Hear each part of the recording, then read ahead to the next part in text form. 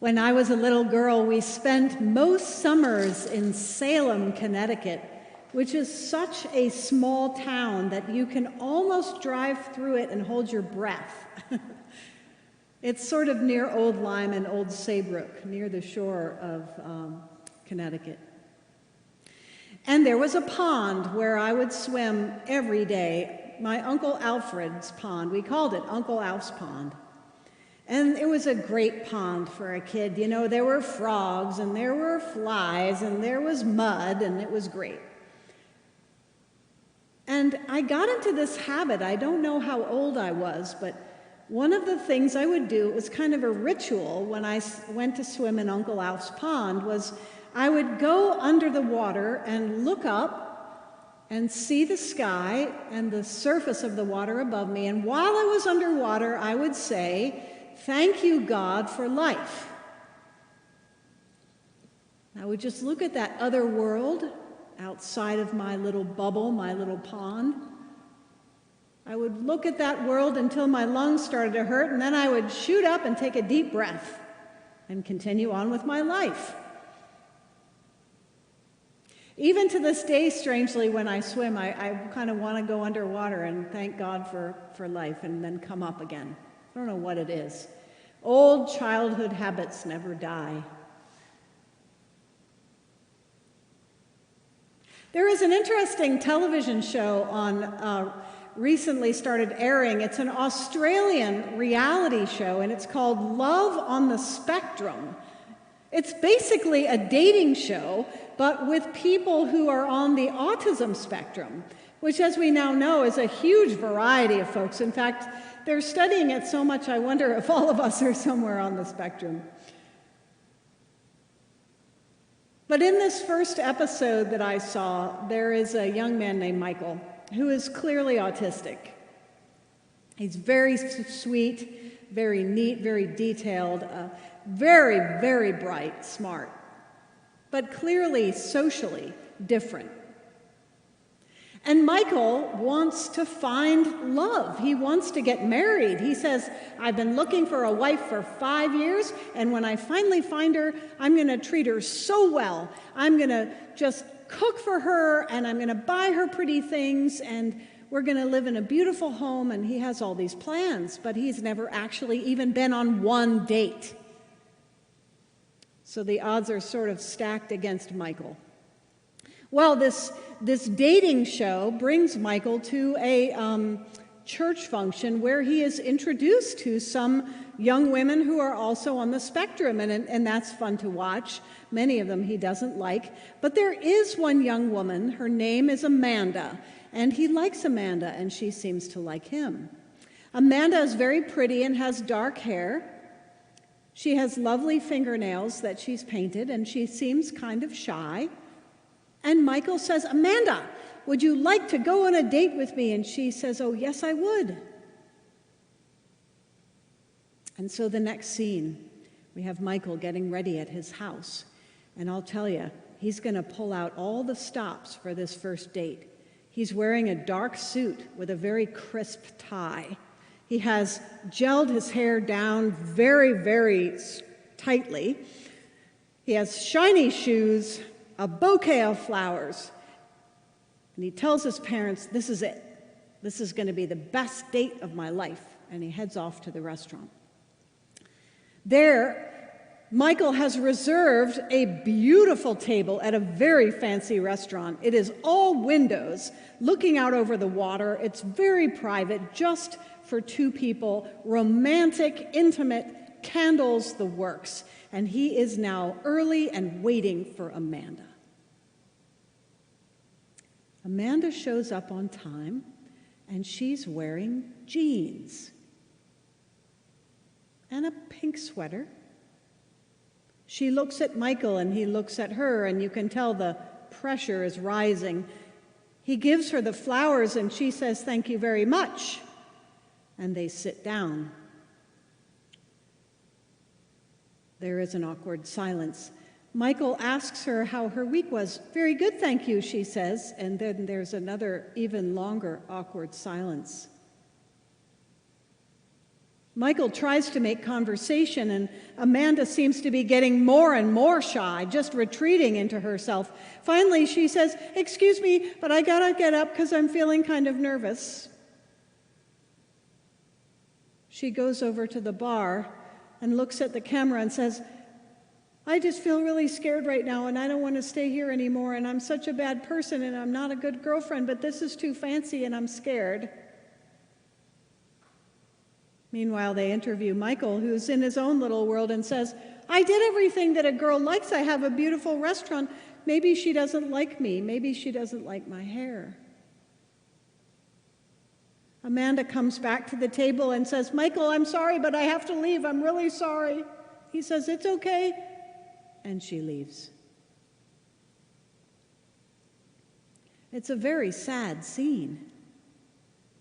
And for those of us watching, we can see that both Michael and Amanda are in their own little bubbles and their own little ponds and their own realities.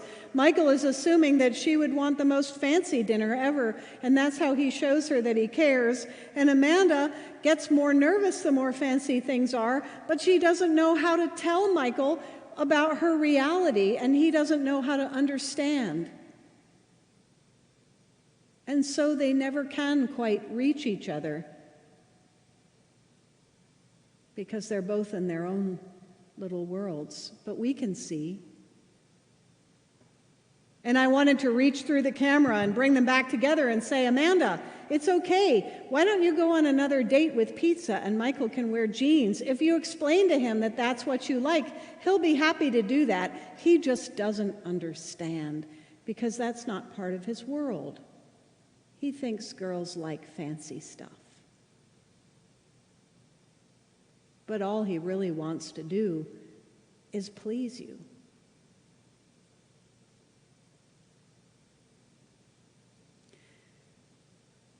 In today's gospel, Jesus is walking by the shore and he sees first Simon and Andrew, and they're casting a net into the sea. You can just picture how strong these men must have been. Huge nets to capture fish, and they had to hurl them into the sea and then pull them back into their boats. It was hard work, but they were providing food for their village. It was good work.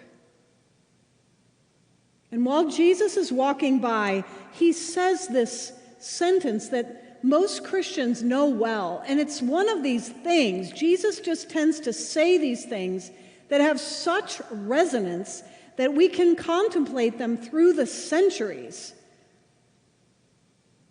He says, "Come with me, follow me, and I will make you fish for people."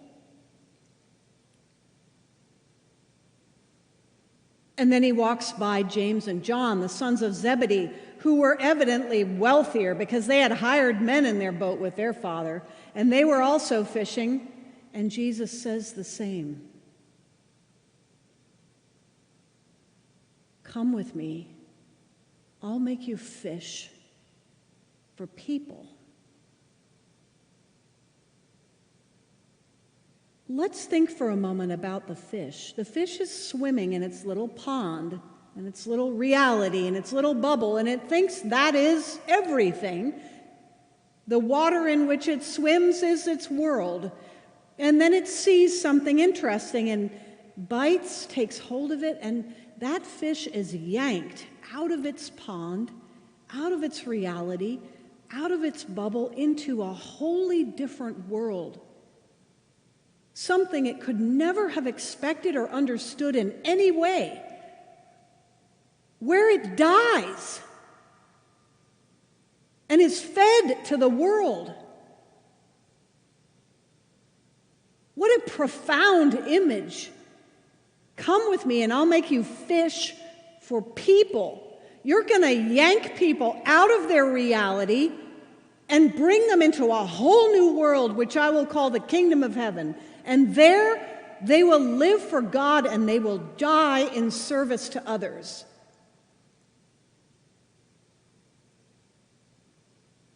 Now, supposedly, you and I, in the waters of baptism, we were caught. And we were pulled out of our world into a wholly different world to live and serve Jesus. That is the purpose of our lives as Christians.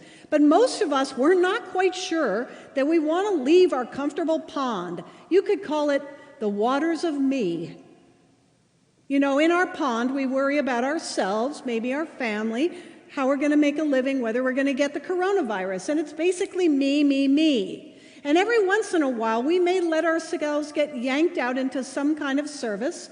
Maybe we call someone in our church. Maybe we get a bag of groceries. Maybe we are able to go to the hospital and visit someone. But then we dive back into our pond and get comfortable again. But we will never be able to fully serve God or solve the problems of this world so long as we stay in our little bubbles, in our little ponds. We must be lifted out and see things from God's perspective. But it's so hard to give your life away. Look at what happened to Jesus. He lived in the kingdom of heaven, and he died for us. And we consume his body to nourish our spiritual lives. You and I are called to this kind of service that is frightening and unfathomable. And yet, if we had the courage to let ourselves be caught and pulled out of our comfort zones, I think our perspectives would change. We would be able to see things more clearly, to love God more perfectly, to communicate with people who differ from us, to show them our love, to learn their language. Just like Michael couldn't reach Amanda, if he could have known her more, he could have reached her. And my friends, so long as we are consumed with ourselves, this nation will not be able to move forward.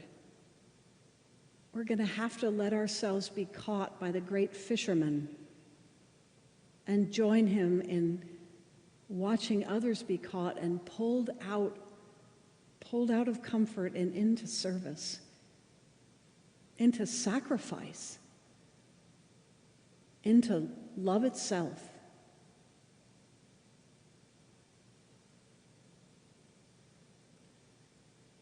My friend Christopher Martin has written a book, a new book, and in it he talks about an 80-year-old woman who found herself locked down in COVID. And like many, she could have just lived in her little pond, in her little reality. She was happy by herself, but she decided, no, I want to live every moment for God, and I'm going to try to turn every step I take, every action I take, every thought, every word is going to be out of love for God. From the moment I wake up when I put my toast in the toaster to the moment I lie down to sleep, I'm going to try to pray in everything.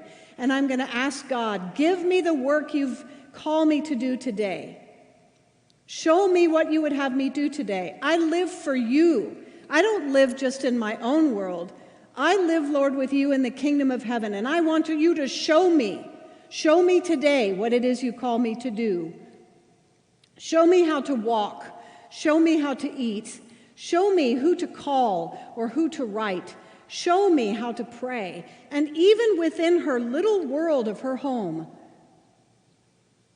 she found ways to reach out and love to others. She developed a prayer list. She learned how to call and give of herself and listen.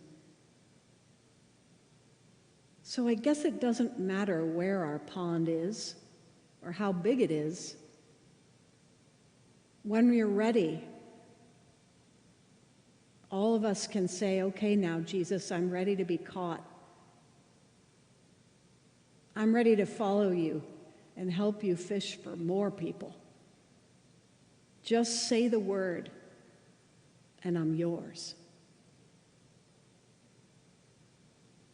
Amen.